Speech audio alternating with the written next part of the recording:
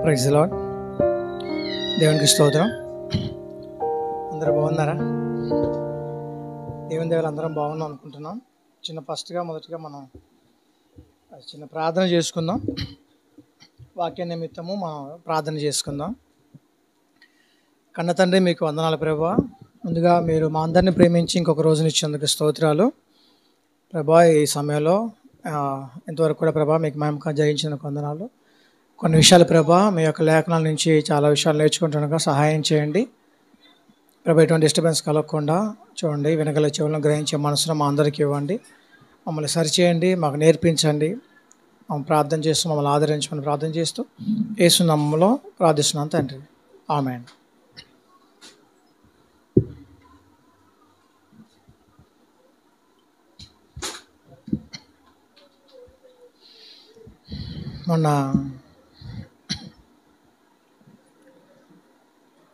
మొన్న షాప్లో ఏం జరిగిందంటే, ఎవరు లేరు షాప్లో. మా సార్ కూడా లేరు, నేను ఒక్కడనే ఉన్నాను. వాస్తవానికి అంతకుముందే వాటర్ లేదు షాప్లో. కొద్దిసేపటి తర్వాత ఎలా వెళ్ళాలో తెలియట. నేను వాటర్ కోసం వెళ్తే షాపు ఎవరు ఉండరు. ఈలోపు ఎవరైనా వస్తే మళ్ళీ సార్ ఏమంటారు అని కొంచెం ఆ విషయంలో, అంటే సీసీ కెమెరా ఉంటాయి కదా, ఆ విషయంలో అనుకుంటారని అలానే కూర్చున్నాను. దేవుని దయ వల్ల డేవిడ్ వచ్చారు. డేవిడ్ వచ్చినప్పుడు ఒక 5 నిమిషాలు వెయిట్ చేయమన్నప్పుడు వెయిట్ చేసి నేను వెంటనే వెళ్ళి వాటర్ తీసుకుని వచ్చాను. వాటర్ అయిపోయిన తర్వాత, తాగిన తర్వాత కూడా ఇంకా కొద్దిసేపటి ఒక గంట తర్వాత ఉన్నట్టుండిగా నాకు బాగా దడ వస్తుంది. దడ వచ్చేసి కళ్ళు మూసుకుపోయి అది తెరుచుకొని బాగా ఎక్కువ నాకు మొత్తం చీకటిగా అనిపించింది. ప్రాణం పోతుంది అన్న ఫీల్ కలిగింది. ఏం లేదు, ఇట్లా లేచినట్లుగా అనిపిస్తుంది నాకు. నాయన బాడీ ఇట్లా పైకి లేచినట్లుగా అనిపిస్తుంది. ఒక కొద్ది క్షణాలే, ఎక్కువసేపు కూడా ఏం లేదు, కొద్ది క్షణాలు అమ్మంటే మళ్ళీ తేరుకొని వెళ్ళి మళ్ళీ వాటర్ తాగి వచ్చింది. అప్పుడు అనిపించింది ఒకళ్ళు, అంటే చాలామంది మన వీడియోలు చూస్తాం కదా, ఉన్న పొలంగా అలా ఉండి సడన్గా ఇలా పడిపోవటం, ఇలా ఒక మంచి వస్తూ ఉంటాం చనిపోవటం, అలాంటిదేమో అనే ఫీల్ కలిగింది. ఒకసారి కొంచెం భయం వేసింది. కొన్నిసార్లు వెంబడి దేవుని కొంచెంసేపు స్తుతించుకున్నాను. ఈ సిచ్యువేషన్ జరిగింది. అలాగే మనం చూసినప్పుడు మనం కూడా చాలామంది చూస్తూ ఉంటాం. రాత్రికి ఒక మంది చనిపోయారని పొద్దున్నే చాలా కబుర్లు మనం వింటూ ఉంటాం. ఒక్కోసారి ఉదయాన్నే మన వాళ్ళు కాల్ చేస్తారు, తెల్లారుజామున రాత్రి ఇలా కాల్ చేసి చనిపోయారని చెప్తూ ఉంటారు. ఉన్న పలంగా బాత్రూంలో వెళ్ళి చనిపోయారని చెప్తూ ఉంటారు.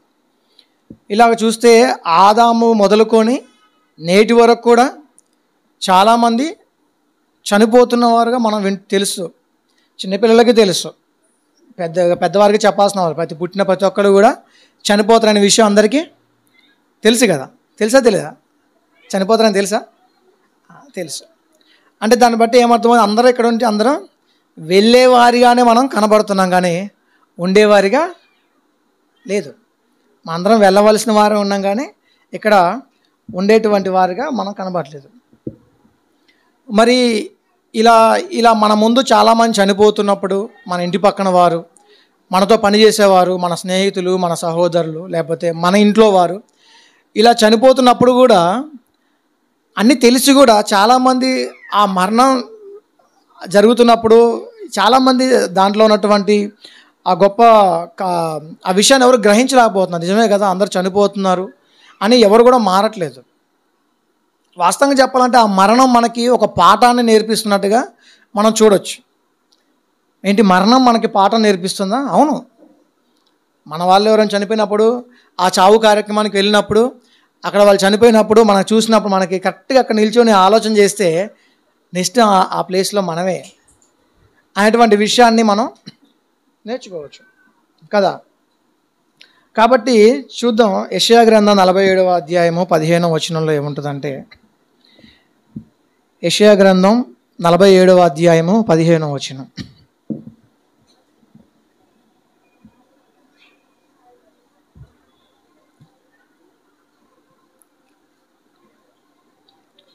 నీవు ఎవరి కొరకు ప్రయాసపడి అలసితివో వారికి అలాగే జరుగుచున్నది. నీ బాల్యము మొదలుకొని నీతో వ్యాపారము చేయువారు తమ తమ చోట్లకు వెళ్ళిపోవచ్చున్నారు. నిన్ను రక్షించువాడు ఒక్కడైనా కూడా ఉండడు. చూడండి, నీవు ఎవరి కోసం ప్రయాసపడి అలసితివో అంటే మనం చూస్తున్నాం, భార్య భర్త కొరకు, భర్త భార్య కొరకు, పిల్లల కోసం తల్లిదండ్రులు అందరూ కూడా ఒకరి కోసం ఒకరు ప్రయాసపడ్డట్టుగా మనం చూస్తూ ఉన్నాం కదా. ఈరోజు మనం పడేటువంటి ప్రయాస అంటే మన పిల్లలకి ఒక మంచి చదువు చెప్పించాలి, వాళ్ళకి మంచి ఫుడ్ ఇవ్వాలి, మంచి బట్టలు ఇవ్వాలి, వాళ్ళకి మంచి భవిష్యత్తు కోసం చాలా ప్రయాసపడుతూ ఉంటాం కదా. అంత కష్టమైన లక్షలు పెట్టి లేదా వేలకి పెట్టి ఫీజులు చదివించడం ఏదైనా సరే కదా.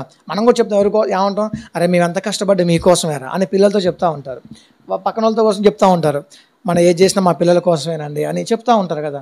అలాగే భర్త కూడా కుటుంబం కోసం తను ప్రయాసపడుతూ ఉంటాడు. కుటుంబ పోషణ నిమిత్తం భార్య కూడా ఇంట్లో పిల్లల్ని చూసుకోవాలి, భర్తను చూసుకోవాలి, ఇల్లంతా చూసుకోవాలిగా, తను అలా చూస్తే ప్రతి ఒక్కరు కూడా ప్రయాసపడుతున్నాం కదా. ఈరోజు మన వాళ్ళు గతించిన వారు ఉన్నారు, మన వాళ్ళు చనిపోయిన వారు కూడా చూసినప్పుడు వారు మన కోసం చాలా ప్రయాసపడి మన కోసం అన్నీ సమకూర్చి వాళ్ళు వెళ్ళినట్లుగా మనం చూస్తున్నాం. ఇక్కడ అదే ఉంది, నీవు ఎవరి కోసం ప్రయాసపడి అలసితివో వారికి అలాగే జరుగుతుంది.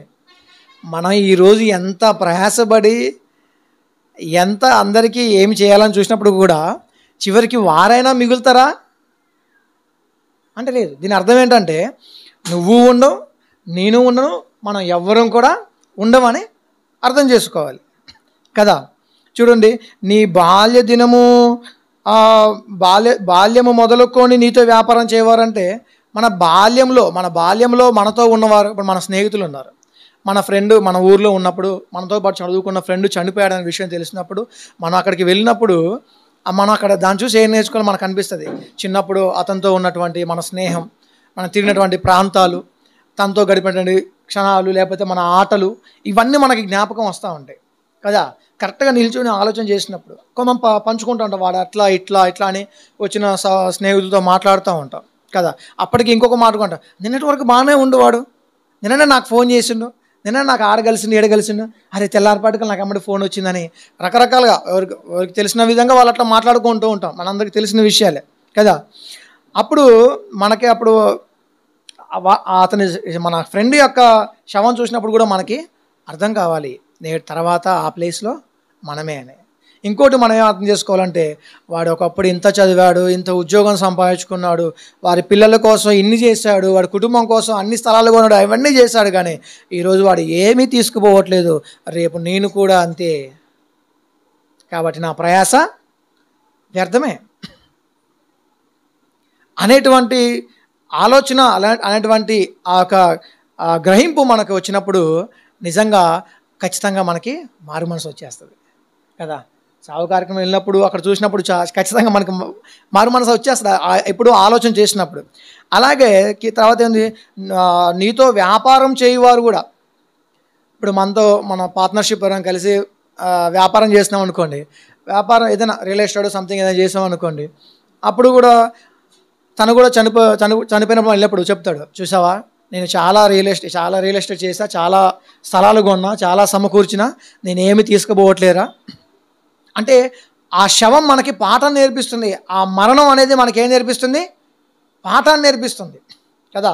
నేనేమి తీసుకుపోలేదు, నువ్వు కూడా ఏం తీసుకుపోలేవురా, చూడు నన్ను చూసి నువ్వు గుర్తెచ్చుకో, నేను ఎన్ని సమకూర్చా నా కుటుంబం కోసం, నా భార్య బిడ్డల కోసం ఎన్ని చేశాను, నేను వారి కోసం ఎన్ని సమకూర్చినా సరే ఈరోజు నేనేమి తీసుకుపోవట్లేదు కదా. ఈ మాత్రం దానికి మనకి గొడవలు, ఈ మాత్రం దానికి ఆ పార్ట్నర్షిప్లో ఉన్నటువంటి చాలా గొడవలు పడతారు, చికాకులు, ఇవన్నీ వ్యర్థమే కదా, వేస్టే కదా. ఇవన్నీ తీసుకుపోవనేటువంటి మాట మాట్లాడతారు. చూడు, అంతెందుకు చచ్చిపోయే వరకు కూడా నా చేతికి 4 ఉంగరాలు ఉన్నాయి, నా మెల్లో చైన్ ఉంది, చివరికి అది కూడా నేను తీసుకుపోవట్లేరా, అది కూడా నాకు వదిలిపెట్టలేదు, వాళ్ళు అన్నీ తీసేస్తూనే ఉంటారు. చివరికి చిన్న కమ్మి కూడా ఉంచరు, తీసేస్తారు. ఎందుకంటే అది బంగారం, అందుకే తీసేస్తున్నాను. మరి నిన్నటిదాకా ఆయనే బంగారం అన్నావు, మీరే నా బంగారం అండి, నువ్వు నా బంగారం అని చెప్పేసి మన భర్త చెప్తూ ఉంటారు కదా. చచ్చిపోయినప్పుడు ఆ బంగారానికి ఉన్న బంగారం తీసుకుంటాం, కానీ ఆ బంగారాన్ని మాత్రం ఎట్లా పడేసేస్తాం, అంతే కదా. కాబట్టి అంటే ఏది కూడా మనం తీసుకుపోలేము అనేటువంటి విషయాన్ని గమనించాలి. అందుకే తమ చోట్లకు వారు వెళ్ళిపోతున్నారు, తమ చోట్లకు వెళ్ళిపోతారు. రక్షించేవాడు ఒక్కడైనా కూడా లేడు, ఒక్కడైనా సరే ఉండడు అటువంటి విషయాన్ని మనం చూస్తూ ఉన్నాం. అందుకనే అంటే దీన్ని బట్టి ఏమవుతుందంటే మన ఊపిరి ఎప్పుడు ఉంటుందో ఎప్పుడు పోతుందో మనకు తెలియదు కదా. అందుకే బైబిల్లో దేవుడు చెప్తాడు ప్రసంగిలో, ప్రసంగి గ్రంథం 7వ అధ్యాయము 2వ వచనం. ప్రసంగి 7:2లో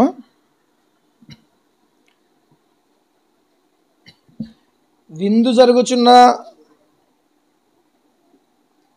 జరుగుచున్న ఇంటికి పోవుట కంటే ప్రలాపించుచున్న వారి ఇంటికి పోవుట మేలట. అదేంటి? విందు జరిగేటువంటి ఇంటికి పోవటం కంటే కూడా ప్రలాపించే వారి ఇంటికి పోవటం మేలంట. అంటే ఇదే ఏంటా మేలు?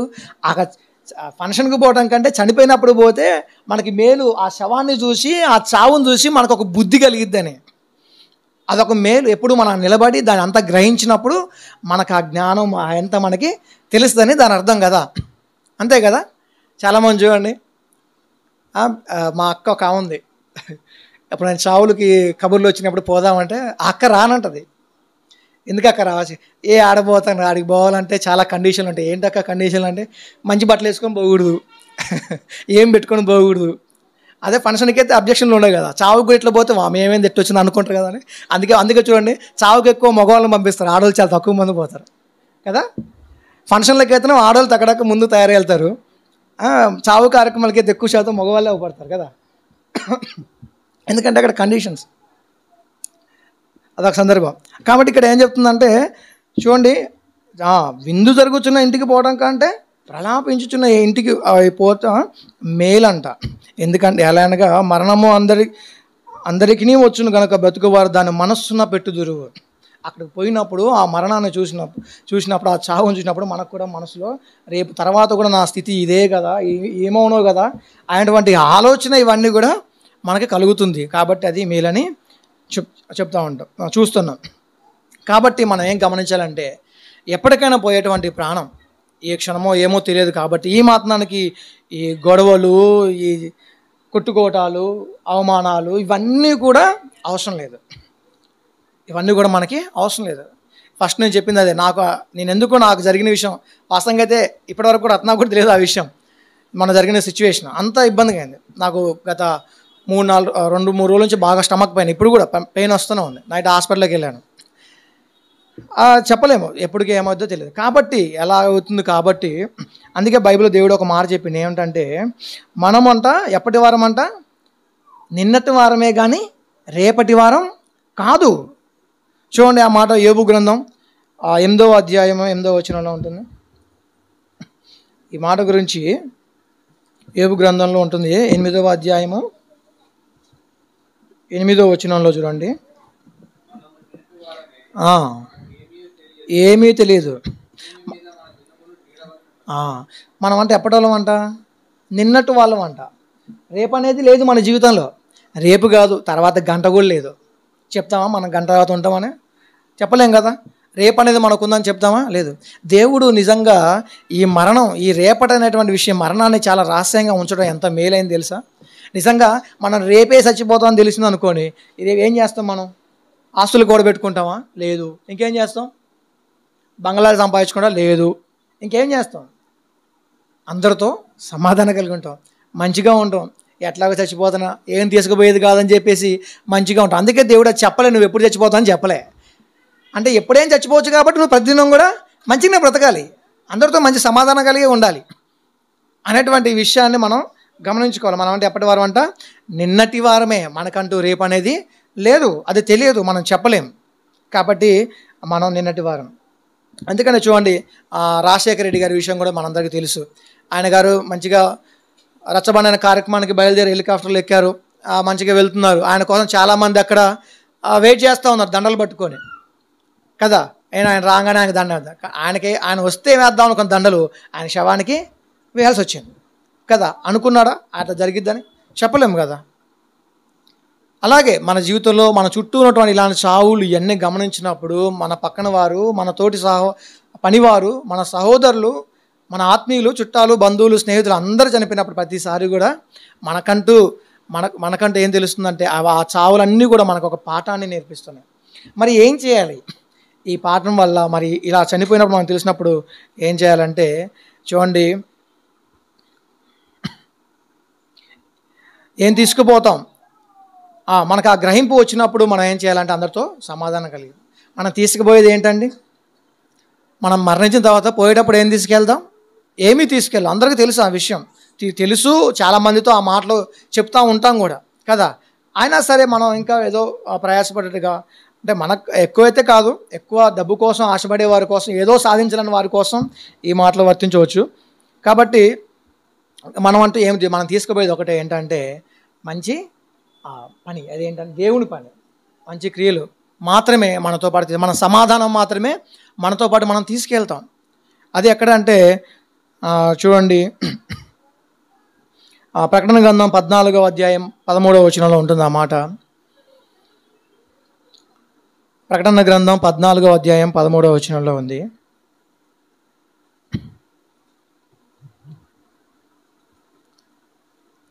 అంతటా ఇప్పటి నుండి ప్రభువునందు మృతులు ధన్యులని వ్రాయమని పరలోకం నుండి ఒక స్వరము చెప్పగా వింటిని. చూడండి, ప్రభువునందు మృతి పొందిన మృతులు ధన్యులంట. ఇక్కడ అసలు ముందు ధన్యులు అంటే ఏంటి చెప్పండి? ధన్యులు అంటే ఏంటి? మనం అంటాం అప్పుడప్పుడు ధన్యులు, ధన్యుడు, ఇలాంటి పదాలు మనం చెప్తా ఉన్నాం. ఏంటండి ధన్యులు అంటే ఏంటి? గొప్పవారు. గొప్పవారు అంటే మోడీ గారు ధన్యుడు అంటే ఏ రకమైన గొప్ప అంటే ధన్యులు అంటే ఆశీర్వదింపబడిన వాడే, ఆశీర్వాదమే కదా ధన్యత అంతే కదా. మరి ఇక్కడ దేవుడు ఏంటి ఇలా చెప్తున్నాడు? ప్రభువునందు మృతి పొందిన వారు ధన్యులు అంట. మృతులు చచ్చిపోయిన తర్వాత ధన్యత మనకి. ఈరోజు మనకు తెలిసిన ఆశీర్వాదం ఏంటి?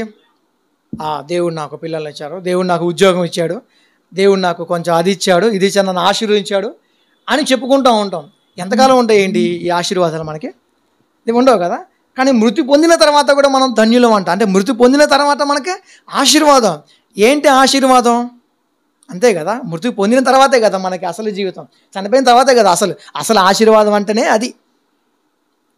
మనం చనిపోయిన తర్వాత వచ్చేటువంటి ఏదైతే ఉందో ధన్యత, అది ఎప్పుడు అందరికి కాదండి.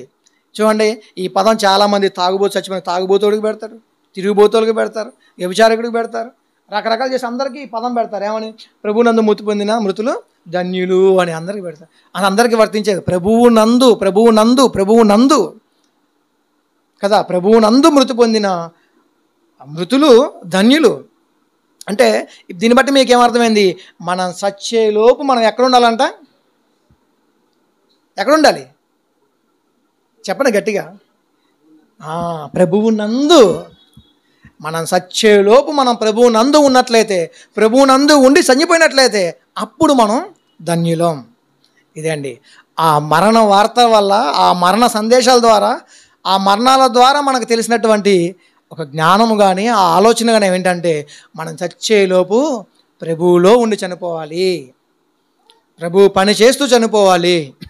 అప్పుడు మనకు ధన్యత. లేకపోతే మన గతి ఏమవుతుందో తెలుసు కదా కదా. ప్రభువులో ఉండి చనిపోకపోతే మన పరిస్థితి ఏమో తెలుస్తుంది. తర్వాత స్వరము చెప్పగా వింటే నిజమే, వారు తమ ప్రయాసములు మాని విశ్రాంతి పొందుదురు, వారి క్రియలు వారు వెంట పోవునని ఆత్మ చెప్పుచున్నాడు. ఏం పోతాయంట మనతో పాటు? మన క్రియలు. ఏంటి అవి? అవి మంచివైనను చెడ్డవైనను. ఎక్కడుంది అది? కొరింథీయులకు రాసిన పత్రిక 5వ అధ్యాయము 10వ వచనంలో ఉంటుంది చూడండి. కొరింథీయులకు రాసినటువంటి 2వ పత్రిక 5వ అధ్యాయము 10వ వచనంలో ఉంటుంది ఆ మాట.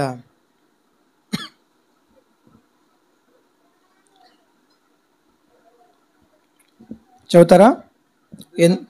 ఎందుకనగా మంచివైనా చెడ్డవైనా సరే వాటి ఫలమును ప్రతివాడు కొందరు కదా, ప్రతివాడు పొందినట్లు మనమందరము క్రీస్తు న్యాయపీఠం ఎదుట ప్రత్యక్షం అవ్వాలి. కాబట్టి దీన్ని బట్టి ఏమవుతుందంటే మనం దేవునితో సమాధానం చెప్పుకునే వారుగా ఉండాలి. మనం చచ్చిపోయే లోపు మనం ఎలా ఉండాలంటే దేవునికి సమాధానం చెప్పేవారుగా ఉన్నట్లుగా. ఏమని సమాధానం చెప్పాలి? ఏమని చెప్పుకునేవారుగా ఉండాలి? చెప్పగలమా? ఈరోజు మన పరిస్థితి ఎలా ఉంది? ఒకసారి మనం జ్ఞాపకం తెచ్చుకోవాలి. కాబట్టి చూడండి, మనకి చిన్న ఉదాహరణ ఏంటంటే లాజర్ గారి జీవితం మనకు తెలుసు.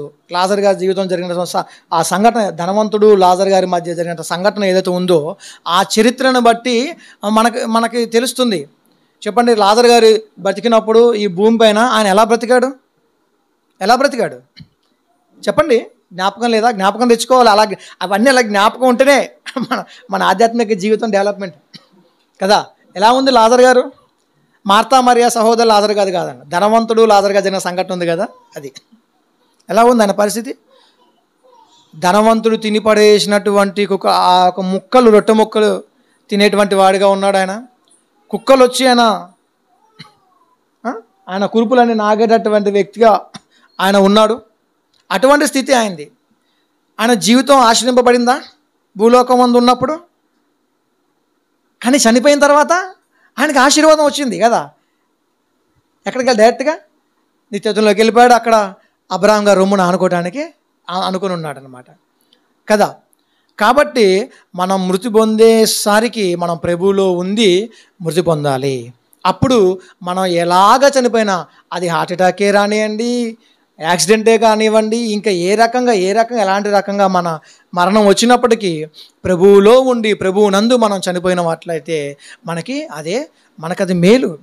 మనం దేవునికి సమాధాన పరుచుకునే వారు కూడా దేవుని పనిలో ఉండి చనిపోతే ఎంత సంతోషం. బెదర్ ఒకసారి చెప్పారు, ఒక అతను ప్రభు బల్ల వర్తమానం చెప్పుకుంటూ ఆ కార్యక్రమం చేసుకుంటే చనిపోయారు అని. ఎంత గొప్ప ధన్యత కదా. ఆశీర్వాదం అనగానే ఎప్పుడు మనకి బాహ్యపరంగా ఉన్నవి మాత్రమే కాదండి, దేవుడు చేస్తాడు. ఈరోజు మనం బతుకున్నాం, దేవుడు దీవెనే. దేవుడు మనం అన్నీ అనుభవిస్తున్నాం, దేవుడు దీవెనే. మన పిల్లల స్కూల్స్ అయితే ఏంటి, మన ఉద్యోగాలు అయితే ఏంటి, మనం తినేది అయితే ఏంటి, మనం ధరించుకున్నది అయితే ఏంటి, ప్రతిదీ కూడా దేవుని ఆశీర్వాదమే. కానీ వీటికంటే గొప్ప ఆశీర్వాదం అంటే మరణించిన తర్వాత తన దగ్గరికి వెళ్తాం కదా, తనతో కదా నిత్యత్వం ఉంటాం కదా, అదే నిజమైన ఆశీర్వాదం. ఆ ఆశీర్వాదం ఇవన్నీ మనకి ఎలా వచ్చాయి, ఎలా అనుగ్రహింపబడింది అంటే, ఇదిగో దేవుడు మనల్ని అమితంగా ప్రేమించాడు. ఎలా ప్రేమించాడంటే తన ప్రాణం పెట్టినంతగా దేవుడు మనల్ని ప్రేమించాడు. ఎలా ప్రేమించాడు? ఎవరని ప్రేమించాడు? మనం బాగా అందంగా ఉన్నామనా? కాదు కదా. ఎలా ప్రేమించాడు? లేదా మనకు ఉద్యోగం ఉందనా? కాదు కదా. బాగా స్పీచ్ ఇవ్వగలనా? బాగా పాట పాడతామనా? కాదు కదా. మనం ఇంకనూ పాపులమై ఉండగానే ఆయన మన కోసం మరణించారు కదా. అంతటి ప్రేమ దేవుడు మన పైన చూపించినప్పుడు దాన్ని ఎలా మనం నిర్లక్ష్యం చేయాలి? ఇంకా ఎవరైనా మారు మనసు పొందని వారు ఉన్నారా? రక్షింపబడిన వారు ఉన్నారా? ఇదిగో ఈరోజు ఏ దినమో ఏ గడియో తెలియదు. మన బ్రతికి ఎలా ఉందంటే నీడ వలె ఉందంట, నీటి ఆవిరి వలె ఉందంట, నీటి బుడగ వలె ఉందంటే అర్థం ఏంటి? నీటి బుడగ ఎంతసేపు ఉంటుందండి? ఇప్పుడు వర్షం పడినప్పుడు ఒక చిన్న బుడగ వచ్చింది, ఎంతసేపు ఉంటుంది? లేకపోతే మన పిల్లలు ఆడుకుంటే బబుల్స్ బుడగ ఎంతసేపు ఉంటుంది అది కదా? ఒక 10 రోజులు ఉంటుంది కదా, ఎంతటే వెంటనే అయిపోతుంది. అలాంటిదంట మన జీవితం. అప్పుడు పాట ఉంది కదా, కొంతసేపు కనబడి అంతలోనే మాయమయ్యే ఆవిరి వంటిదిరా ఈ జీవితం, లోకాన కాదేది శాశ్వతం. కొంతసేపు కనబడి పడదాం, అంతలోనే మాయమయ్యే ఆవిరి వంటిదిరా ఈ జీవితం, లోకాన కాదేది శాశ్వతం, లోకాన కాదేది శాశ్వతం. ఎదురవుతారెందరో నీ పయనంలో, నిలచేది ఎందరూ నీ అక్కరలో. ఎదురవుతారెందరో నీ పయనంలో, నిలిచేది ఎందరూ నీ అక్కరలో. వచ్చేదెవరు నీతో మరణము వరకు, వచ్చేదెవరు నీతో మరణము వరకు, ఇచ్చేదెవరు ఆపై నిత్య జీవం నీకు. యేసే నిజ దేవుడు నిత్య జీవమిస్తాడు, మరణమైన జీవమైన నిన్ను విడువడు. యేసే నిజ దేవుడు నిత్య జీవమిస్తాడు, మరణమైన జీవమైన నిన్ను విడువడు. కొంతసేపు కనబడి అంతలోనే మాయమయ్యి ఆవిరి వంటిదిరా ఈ జీవితం, లోకాన కాదేది శాశ్వతం, లోకాన కాదేది శాశ్వతం. మనం పాట పాడుతున్నాం కానీ ఆ పాటలో ఉన్న భావాన్ని, ఆ పాఠాన్ని మనం అర్థం చేసుకోవట్లేదు. అసలు నిజంగా ఇవి పాటలు కాదండి, అవి పాఠాలు. ప్రతి పాట కూడా అవి పాఠాలు మనకి కదా. అదే మనవారైనా మనం విడిచిపెడతారండి. కన్న తల్లి, ఎంత ప్రేమించినటువంటి తల్లి, గుండెల మీద మనల్ని పెంచిన తల్లి, కాలుకి మట్టంటుకున్నటువంటి పెంచినటువంటి తల్లి తండ్రి, వీరు చిన్న ముళ్ళు గుచ్చుకుంటే తలడిల్లిపోయే తల్లిదండ్రులే చనిపోయిన తర్వాత మనల్ని మా అంటే ఒక రోజు, ఏదో దూరపు చుట్టాలందరూ వచ్చేంత వరకు ఎంతసేపు ఉంచుకుంటారు? మా అంటే ఒక రోజు అవునా. అప్పుడు ఇంకా ఏడుస్తూనే ఉంటారు. ఇంకా తీద్దామంటే వద్దమ్మా నా కొడుకుని తీయొద్దు, లేదా మా ఆయన దేవుడు, ఇంకా పట్టుకొని ఏడుస్తూ ఉంటారు. సరే ఉంచుకోమని చెప్పి పోయిన అనుకో, వద్దొద్దు లేదా తీసుకెళ్ళిపోండి అంటారు కదా. అప్పుడే తీసేసి, ఎందుకంటే వాసన వస్తుంది, వాసన వచ్చేస్తుంది మనకి, తీసేసి మట్టిలో పెట్టేస్తున్నారు. కానీ అంటే మనవారు మరణం తర్వాత విడిచిపెడుతున్నారు. కొంతమంది బతుకుండగా కూడా గొడవలు పెట్టుకొని అవన్నీ ఇవన్నీ డైవర్స్ అని ఇంకా విడిచిపెట్టచ్చు. కానీ దేవుడు మాత్రం మరణమైన జీవమైన నిన్ను విడువడు కదా. దేవుడు అది మరణమైన జీవంతో ఉన్నా సరే మనల్ని విడిచిపెట్టని దేవుడు, సదాకాలం మనతో ఉన్న దేవుడు, అంతగా మనల్ని ప్రేమించిన దేవుడు. కాబట్టి అంత దేవుడి దగ్గరికి మనం వెళ్ళేటప్పుడు కదా, మన క్రియలు మనం ఏం చేసాం దేవుని కొరకు, దేవుడు మనకి ఇచ్చిన రక్షణ, గొప్ప రక్షణ ఇచ్చి మన జ్ఞాపకం చేసుకుంటూ అలా మాత్రమే జీవించకుండా ఆయన పని ఏదైనా చేయాలి కదా. వెళ్ళినప్పుడు దేవుడికి మనం చేసినట్టు పని, ఏదైనా ఆత్మల విషయంలో దేవునికి అప్పగించిన పని, దేవుని పని ఏదైనా పరిచర్య, సువార్త కార్యక్రమాలు దేవునికి అర్పించే విషయంలో కదా, ఇవన్నీ కూడా మనం అవే తీసుకెళ్ళేది. దేవుని పనిలో ఉండి చనిపోవాలి, దేవునిలో ఉండి చనిపోవాలి, ప్రభువు నందు చనిపోవాలి. అలా చనిపోతేనే మనం ధన్యులం. కాబట్టి మనం దేవుని దగ్గర వెళ్ళేటప్పుడు మనం పరచబడ్డవారిగా మనం ఉండాలి, సమాధానం చెప్పుకునేవారిగా కూడా మనం ఉండాలి. నిజంగా దేవుని దగ్గర నిలబడి చెప్పే అంత ఏమనాలి దాని అర్హత, అంత ఛాన్స్ అసలు మనకు ఉందా లేదా అని కూడా మనం పరీక్ష చేసుకోవాలి కదా.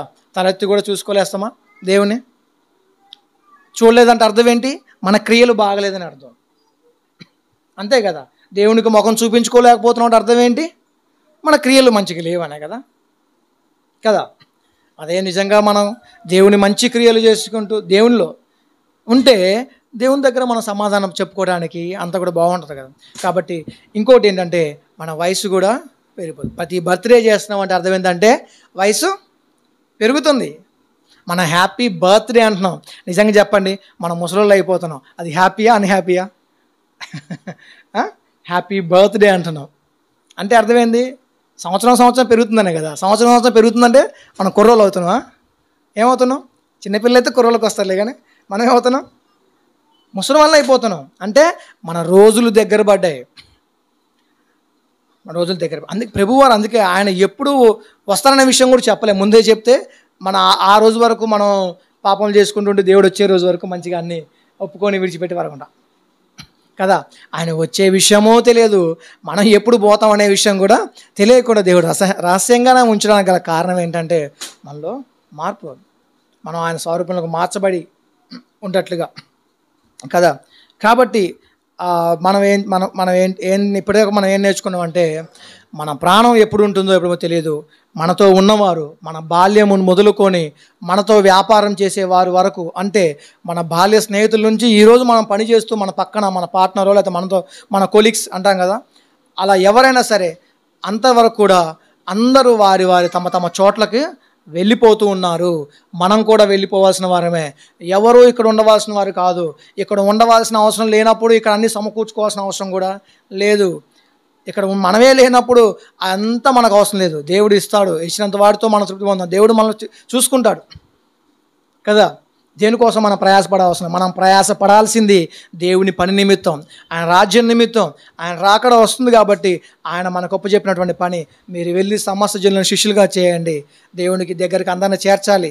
నరకంలో ఉండి ఒక ఆత్మను రక్షించినట్టుగా మన దేవుని యొక్క రక్షణ, ఆ సువార్త గురించి తెలియజేస్తూ అనేక చెప్పేవారుగా మనం ఉండాలి. అది మన పని చేసే దగ్గర కావచ్చు, మనం చదువుకునే దగ్గర కావచ్చు, మనం ఉన్న ప్లేస్లో కావచ్చు, మన ఇంట్లో కావచ్చు, మన చుట్టుపక్కల కావచ్చు, ఎలాంటి ప్రాంతంలో అయినా సరే, మన మరణ దినం ఎప్పుడు వస్తుందో తెలియదు కాబట్టి, మనకు ఆయుష్ ఎంత ఉందో తెలియదు కాబట్టి, మనకు ఉన్న ఆయుష్ ఉన్నప్పుడే దేవుని గురించి చెప్పినప్పుడు ఆటోమేటిక్గా ప్రభువులో ఎప్పుడు చనిపోయినా సరే మనం ఆయన చేరుకుంటాం. అప్పుడు మనం ధన్యులం. కాబట్టి మనం అలాగా ఉండాలని కోరుకుంటూ ఈ వాక్యాన్ని ముగిస్తున్నాను. ప్రార్థన చేస్తున్నాను.